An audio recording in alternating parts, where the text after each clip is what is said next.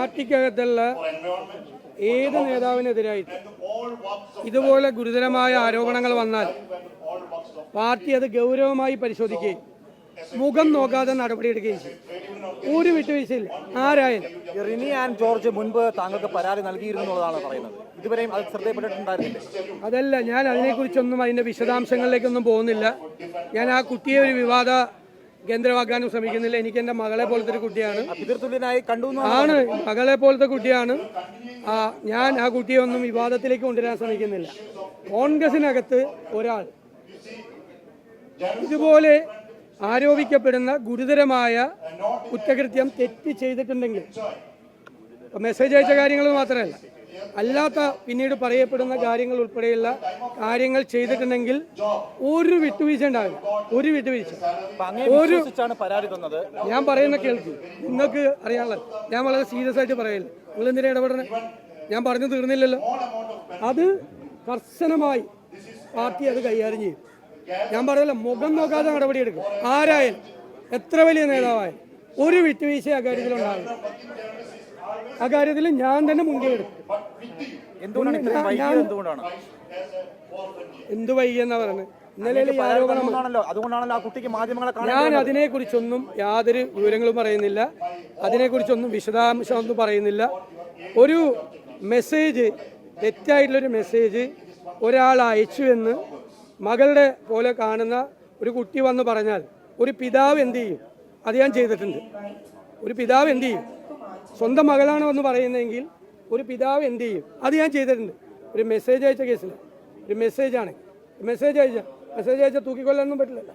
Message അയച്ചാൽ ചെയ്യേണ്ട കാര്യത്തിൽ എന്താണെന്ന് വെച്ചാൽ, പക്ഷേ ഉയർന്നു വന്നിരിക്കുന്ന ഈ ആരോപണങ്ങളെക്കുറിച്ച് ഞങ്ങളുടെ പാർട്ടി ഗൗരവതരമായി പരിശോധിക്കുക, അതിന് നടപടി സ്വീകരിക്കുക. ഞാൻ ആവർത്തിച്ച് പറയുകയാണ്, അതിന് ഞാൻ തന്നെ മുൻകൈ എടുക്കും. അല്ല, ഈ ആരോപണങ്ങൾ ഉയർന്ന സമയത്ത് തന്നെ അതിലൊരു നടപടി എടുത്തിരുന്നെങ്കിൽ. ഇല്ല, അങ്ങനെ ഒരു ആരോപണവും ഉയർന്നിട്ടില്ല. പാർട്ടിയുടെ ശ്രദ്ധയിൽ അങ്ങനത്തെ ഒരു ആരോപണം, നിങ്ങൾ ഈ പറയുന്ന ആരോപണങ്ങൾ ഒന്നും വന്നിട്ടില്ല. പാർട്ടിക്ക് ഒരു പരാതിയും വന്നിട്ടില്ല. ഞങ്ങളുടെ രണ്ട് സഹപ്രവർത്തകർക്ക് തന്നെ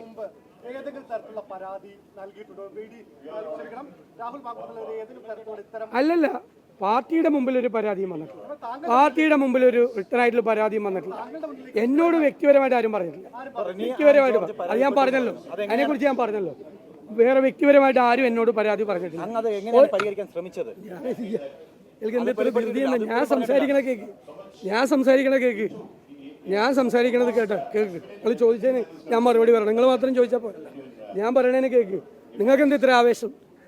ഞാൻ പറഞ്ഞല്ലോ, ഒരാളും എൻ്റെ കയ്യിൽ പരാതിയുമായി വന്നിട്ടില്ല. വ്യക്തിപരമായിട്ട് ഒരാളും പരാതി വന്നിട്ടില്ല.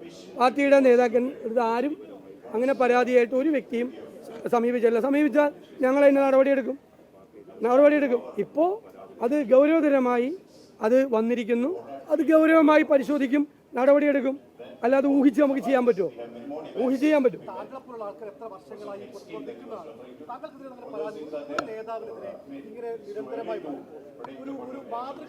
അത് ഇപ്പോഴല്ലേ വന്നത്? ഇപ്പോഴാണ് വന്നത്. ഞങ്ങളുടെ ശ്രദ്ധയിൽപ്പെട്ടത് ഇപ്പോഴാണ്. നമ്മൾ ഈ അന്തരീക്ഷത്തിലുള്ളതൊക്കെ നമുക്ക് പിടിച്ചെടുക്കാൻ പറ്റുമോ? നമ്മുടെ മുമ്പിൽ വരണ്ടേ പരാതി? രാഷ്ട്രീയ രംഗത്തുള്ള പലരെക്കുറിച്ചും പല രീതിയിലും ആളുകൾ പരാതി ഇല്ലേ?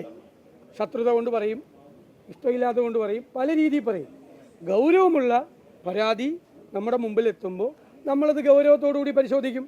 അല്ലാതെ പരിശോധിക്കാൻ പറ്റുമോ? അല്ലാതെ എത്ര പേർക്കെതിരായിട്ട് ഏതെല്ലാം തരത്തിൽ ആളുകൾ എന്തെല്ലാം പറയുന്നുണ്ട്, അത് കേട്ടിട്ട് നമുക്ക് ചെയ്യാൻ പറ്റുമോ? ഇല്ലാത്ത തെറ്റ് ചെയ്യാത്ത എത്രയോ പേരെ ക്രൂശിക്കാൻ നോക്കിയിട്ടുണ്ട്. ഓരോരുത്തരും വന്ന് സംസാരിക്കുന്ന കേട്ടിട്ട് CBI കേസിൽ വരെ ഇവിടെ ആളുകൾ പ്രതികളായിട്ടുണ്ട്. എന്നിട്ട് അവസാനം കോടതി എന്താ പറഞ്ഞത്? അവരൊരു തെറ്റും ചെയ്തിട്ടില്ല, തെറ്റായ ആരോപണമാണെന്ന് പറഞ്ഞു. അവരെ കുടുംബവും എത്ര നാൾ അനുഭവിച്ചു. അപ്പം ഇത് നമ്മൾ പരിശോധിച്ച് പാർട്ടി തന്നെ പരിശോധിക്കും.